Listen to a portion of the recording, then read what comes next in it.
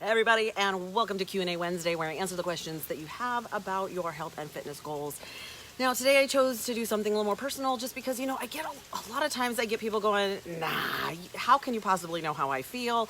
And my response is, dude, I used to be a big girl. Like, I totally get what you're going through. And so I've been at both ends of the health spectrum. So I think it really kind of gives me a unique perspective on what people are going through. Now, first of all, I apologize. I know you can hear the stupid sprinklers going on in the background, but I prefer to be outside. Oh, maybe they're stopping. I don't know. Now they're just gonna be noisy. So just, So the upside is it's almost the end of sprinkler season, but the downside is, you can see the sprinkler in the background there. Maybe it'll get me. I'll find out real fast. But the downside is I don't feel like I really got a summer. I don't know about you, but it's been, of course, the weirdest year ever. And it's really fun. I was talking to a friend of mine yesterday or earlier today, and I said, we were talking about something. I said, yeah, hindsight's 2020. I said, never mind, we don't want it to be 2020 ever anymore. It just needs to be over. So anyway, that's my joke. I sometimes think I'm hilarious. But so today we're just going to talk about how I went from kind of an unhealthy lifestyle to a healthier lifestyle, just to give you hope. One of the hardest parts is, even, I don't know about you, but, a lot of us have kind of done the yo-yo thing. We think we figure it out, and so we do well for a while, and then we kind of go backwards, and then sometimes we put on more than we took off the first time around. And of course, that yo-yo dieting is super unhealthy, but we can't figure out why, and we can't figure out how to stay there. And so one of the biggest parts about what I do and what I teach is that it has to be a lifestyle. And of course, our goal is not just to get there, but it's to stay there. It has to be sustainable. And so I have actually been working on this for almost a decade. And so I really feel like, okay, I've kind of figured it out. Now, I'm not perfect, and I'm not immune to the difficulties of, staying fit, because of course it is really easy to go backwards. It just is, especially when we're stressed out. Now, I really am trying to look at this as just another obstacle. And granted, it's hitting all of us, and it's hitting all of us in a little different way. But, it is something that we are all dealing with in one way or another. And so, we just have to be able to roll with it and figure it out. So let me just give you a little bit about my story. If you have any questions, I see you guys popping up, ask away. There's no secret to it. I'm very open about what happened. And for those of you that don't know, if you didn't see the picture I posted, my heaviest was at about age 28-ish, 210 pounds and about 46% body fat. And I'm short, guys. I'm a short one. I'm 5'2.5" on a good day, 5'3" maybe when I was 28. So, I know that maybe for some people that doesn't sound like a lot, but dude, I was a big girl. And really for me, what it took was education. And so here's kind of how it ended up happening. In 2010-ish, 2009, 2010, my husband and I, for our anniversary, which is in August, we just celebrated 23 years. Yeah, we're old farts now. We ended up going out of town and going to a place and doing something different. We took a class and learned how to do belaying with indoor rock wall climbing, and it was super, super fun. But I was just really frustrated. I could do the wall that was like this, but I couldn't do the wall straight up, and I definitely couldn't do the overhang. And so what I did when I left there was I thought, let's forget trying to lose weight. Let's focus on getting strong, because this is fun and cool, and it's something that I'd really like to be able to do, but I'd like to do better at it. I'd like to be stronger at it. So I'd already belonged to the gym at the time, and like I said, by then, 34-ish years old, I had tried my entire life, diet, went on my first diet at age 12, went with my mother to Weight Watchers. Trust me, I've done it all. I've done aerobics. I'm old enough to remember, lots of different things. Let's just not date me there. But I tried a lot of different things. Wasn't a big fan of aerobics classes. But I tried everything, and I just couldn't figure it out. And, at the time I was going to the gym, but I was slinking in my baggy clothing, and I was doing about 30 minutes of cardio on the elliptical and slinking back out. And I couldn't figure out why my body wasn't changing. Well, again, it was just really a lack of education. And so after doing the rock wall climbing, which I thought was super fun, I thought, you know what? I'm going to get stronger. So I came back and I asked the front desk guy at the gym I was going to at the time. Hi, Leanna. I just asked, so, I want to get stronger. What do I do? And so he actually set me up with a trainer, which apparently I didn't tell my husband about for the first couple of months, but I paid for it all by myself. I started working with a personal trainer. And he taught me how to lift. Now, at the time, I thought that all exercise is exercise. I didn't understand there's differences in what you do and what the effects are. And of course, I know way more now. But at about the same time, there was a season of The Biggest Loser, which at the time I loved. It was so inspirational. Of course, now that I know a lot more about it, I hate that show. But that's because I know a little more in the background and what's going on, and the fact that they're not teaching things properly. But that is what it is. But at the time, I was watching it, and they had something, they were all wearing something on their arm called a body bug. Now, kind of think like today's Fitbit, only, not gonna lie, it was way more accurate than the Fitbit is, because it was going off of body temperature. But hey, a tool's a tool, tracking's tracking.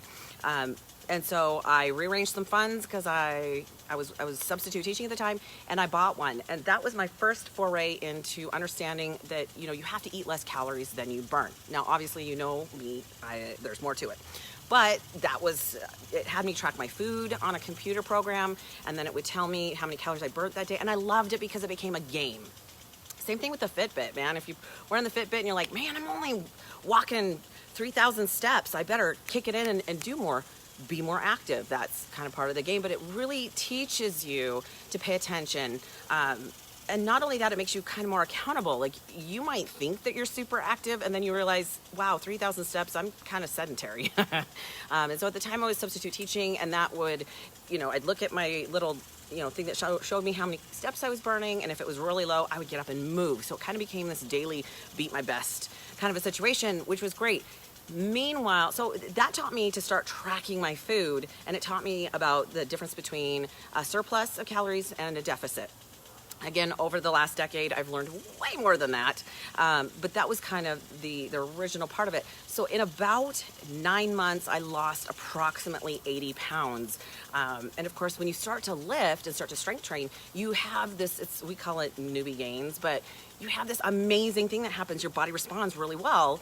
And so I just kept shrinking out of all my clothes and getting rid of the bigger sizes until I got to the point where, wow, I built some muscle. Now, I did start competing after that just because I needed to have a new goal, and I was kind of slipping into some old habits.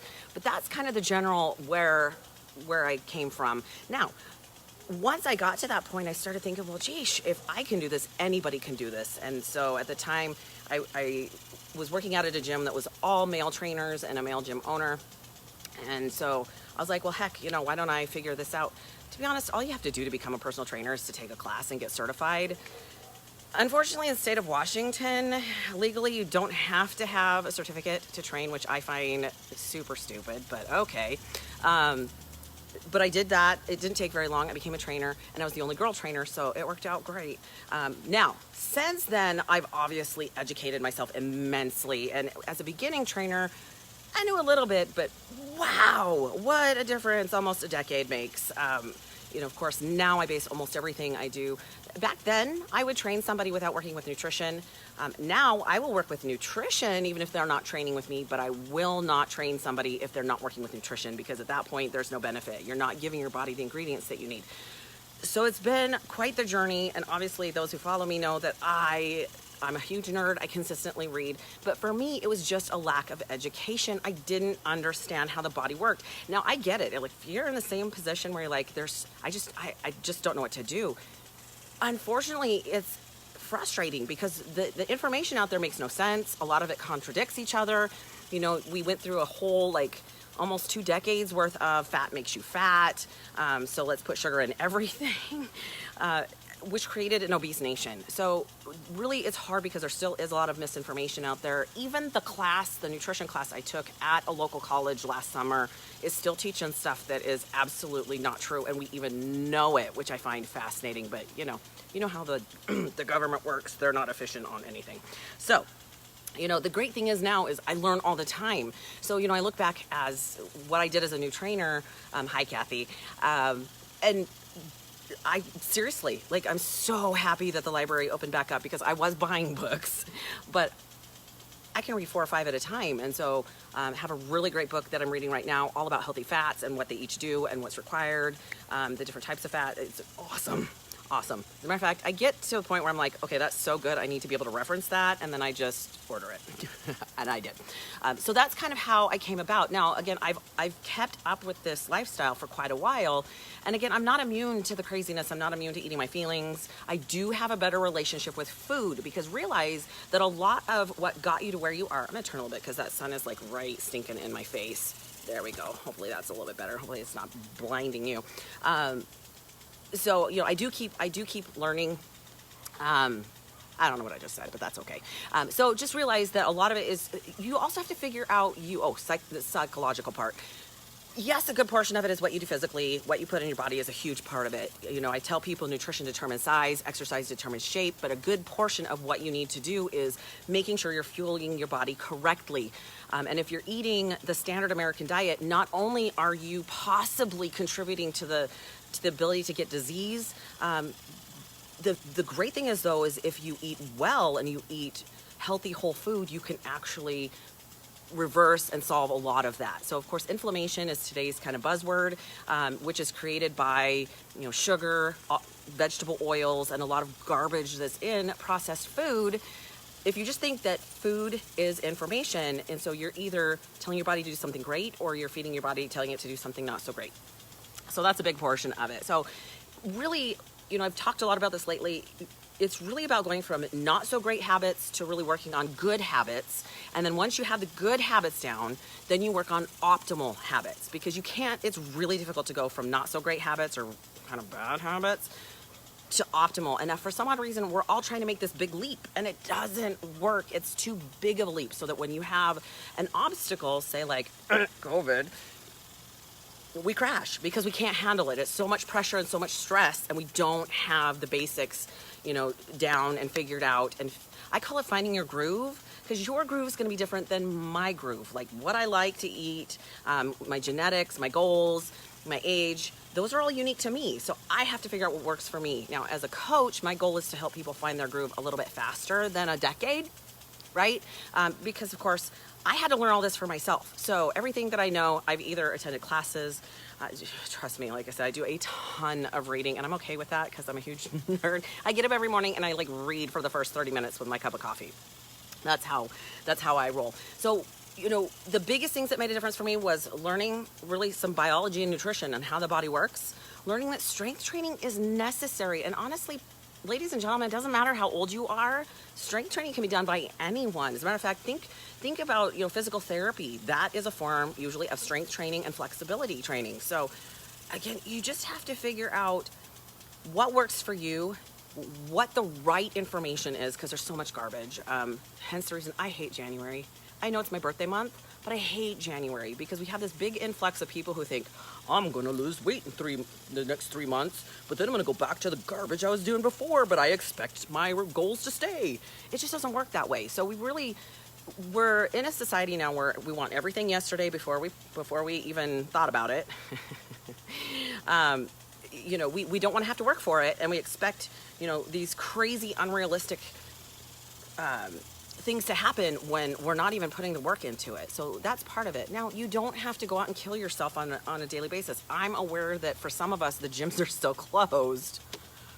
Let me just roll my eyes one more time. The one thing to keep people healthy is not available to most, and it's very, very frustrating. However, that being said, it's just another obstacle. You just have to find a way around that. So hopefully that inspires you. So again, I went from 210 pounds down to about 125, and for the last, 6, 7, 8 years, I've bounced around quite a bit.